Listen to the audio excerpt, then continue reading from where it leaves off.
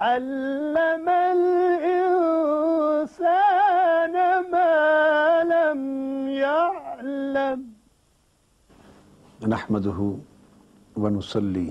ونسلم على سيدنا ومولانا محمد رسوله النبي الأمين المكين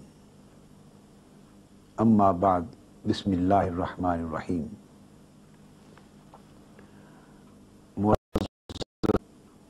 ناظرین و سامعین، آج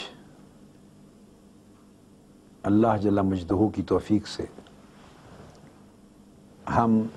علم کے موضوع پر اپنے سلسلہ وار 13ویں ایپیسوڈ پر گفتگو کر رہے ہیں، اور چونکہ یہ سیریز اب اپنے کنکلوژن کی طرف، اختتام کی طرف آ رہی ہے، تو آج میں اس سلسلے میں جو بڑی سگنیفیکنٹ بات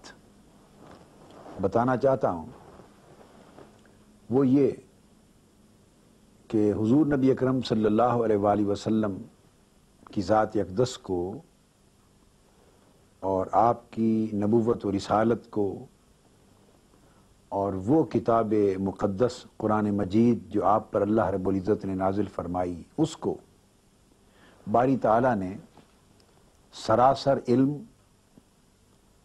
اور منبع علم، سرچشمہ علم اور مرکز علم بنا کر بھیجا تھا۔ حضور نبی اکرم صلی اللہ علیہ وسلم کی ذات سے بذات خود علم کے چشمے پھوٹتے تھے۔ آپ کی زبان اقدس علم کا منبع تھی،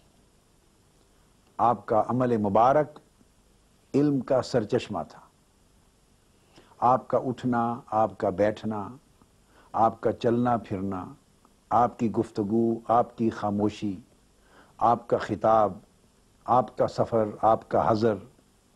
آپ کا اخلاق، آپ کے معاملات، آپ کے عبادات، آپ کی مجلسیں، لوگوں کے ساتھ آپ کے میل ملاپ، روز و شب کا لمحہ لمحہ جو آپ کی حیات مبارکہ کا بسر ہوتا تھا، وہ لمحہ لمحہ علم تھا، وہ لمحہ لمحہ علم کی تخلیق تھا، وہ لمحہ لمحہ علم کا منبع اور سرچشمہ تھا۔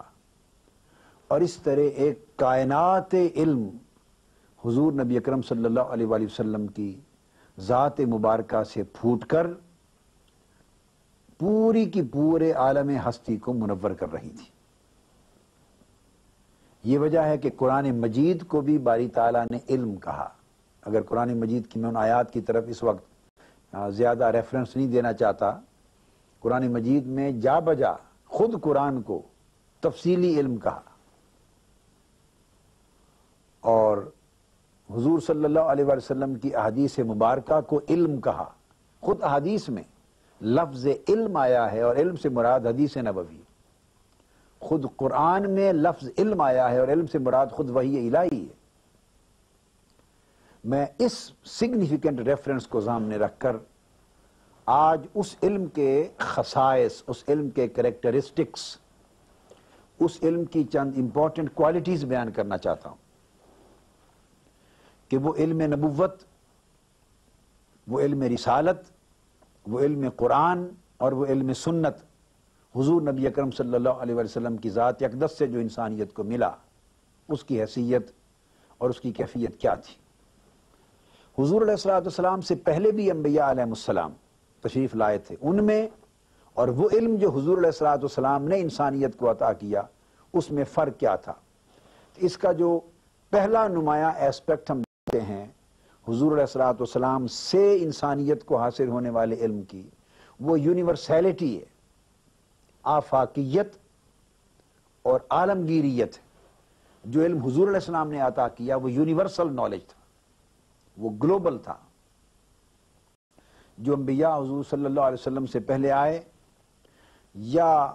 جتنے پیغمبر دنیا میں مبعوث ہوئے، وہ یا تو اپنے زمانے میں کسی ایک خطے کے لیے، کسی شہر کے لیے، کسی علاقے کے لیے ہوتے، پھر ایک ہی وقت میں دوسرے خطے، دوسرے علاقے، دوسرے شہر کے لیے کوئی اور پیغمبر مبعوث ہوتا. آگے چلتے تو ایک ہی زمانے میں وہاں کی آبادی کے لیے اللہ پاک کسی اور پیغمبر کو مبعوث کر دیتا. تو تاریخ میں ملتا ہے کہ بسا اوقات ایک وقت میں کئی پیغمبر روئے زمین پر علم الہی کو اور اللہ رب العزت کی وحی اور رشد و ہدایت کے نور کو پھیلا رہے ہوتے تھے. مگر حضور نبی اکرم صلی اللہ علیہ وآلہ وسلم کا جب دور آیا، اس کو ہم یوں بھی کہتے ہیں کہ پہلے انبیاء کی نبوتیں اور رسالتیں زمان اور مکان کی حدود میں تھیں، مگر انسانیت پھیلتی چلی گئی، وقت آگے بڑھتا چلا گیا تو زمان اور مکان کے دائرے بڑھتے چلے گئے، وسیع سے وسیع تر ہوتے چلے گئے، حتیٰ کہ حضور نبی اکرم صلی اللہ علیہ وسلم کا جب زمانہ آیا تو آپ کی نبوت اور رسالت کے لیے زمانوں کی ساری حدیں اٹھا لی گئیں اور مکان کی ساری حدیں اٹھا لی گئیں. اسپیس اور ٹائم کی تمام لمیٹیشنز انہیں کراس کر کے حضور نبی اکرم صلی اللہ علیہ وسلم کی نبوت اور رسالت سارے زمان اور مکان کی اکائیوں پر حاوی ہو گئی. اور آپ کی نبوت جس طرح ایک زمانے کے لیے نہ رہی، جس طرح آپ کی رسالت صرف ایک علاقے، خطے اور ملک عرب کے لیے نہ رہی بلکہ پوری کی پوری کائنات کے لیے ہو گئی، اسی طرح جو علم وادی مدینہ میں حضور صلی اللہ علیہ وسلم کی ذات اقدس سے پھوٹا، وہ صرف ایک کلچر کے لیے نہ تھا، وہ ایک سیولائزیشن کے لیے نہ تھا، وہ ایک عرب نیشن کے لیے نہ تھا، وہ ایک مخصوص خطے میں آباد کسی قوم کے لیے نہ تھا، بلکہ پوری صفحہ ہستی پر اور کائنات ارضی پر بسنے والے عالم انسانیت کی ضرورتوں کے لیے کفیل تھا.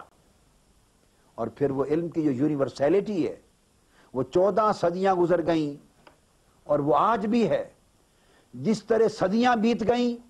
مگر حضور علیہ السلام کی نبوت اینڈ نہیں ہوئی، زمانے بیت گئے مگر رسالت محمدی کا دور نہیں بیتا، اسی طرح صدیاں بیتتی چلی جا رہی ہیں. علم کی لاکھوں کتابیں کھلی، سمیٹ دی گئیں، کلچر، سیولائزیشن، فلسفی اور نالج کی ہزارہا چیزیں لکھی گئیں اور وقت کے ساتھ ساتھ وہ آؤٹ ڈیٹڈ ہوتی چلی گئیں. مگر علم مصطفیٰ کی خوبی یہ ہے کہ کائنات تو آؤٹ ڈیٹ ہو سکتی ہے، کائنات کے زمانے، انسانی کائنات کردہ سیولائزیشنز، کلچر سارے آؤٹ ڈیٹ ہو سکتے ہیں، مگر علم مصطفیٰ وہ 14 صدیاں تو کیا 14 کروڑ برس بھی بیت جائیں تو وہ کبھی آؤٹ ڈیٹڈ نہیں ہوگا.